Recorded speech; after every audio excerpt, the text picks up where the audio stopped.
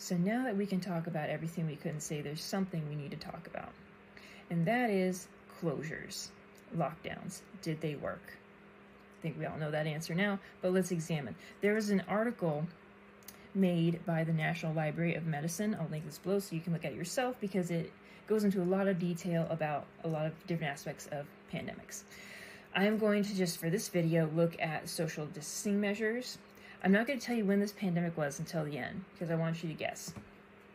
But this was about social distancing measures and avoiding crowds. So in this pandemic, the WHO was consulted to examine this pandemic, and this illness appeared in places of close proximity where people were close to each other, in army units, schools, among other crowded places.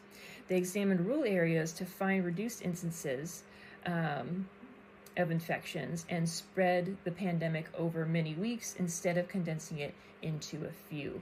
Now, in the same review, they looked at school closures and childcare centers, and this was during the same pandemic. So the WHO was consulted and concluded that in context of schools in the Northern Hemisphere, opening schools after the summer break played a crucial role in igniting the primary epidemic phase, though influenza amplified the school's data on the efficacy of closing schools is limited, meaning we're just prolonging it.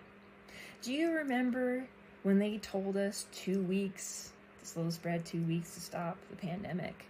And then that was like never true, because they knew this was the pandemic in 1957.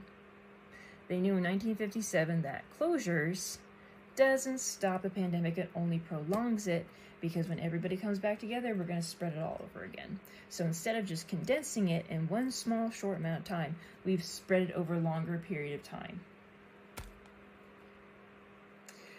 So knowing this now, I think that it's time to ask some questions, and now it's time to talk about everything that we couldn't say.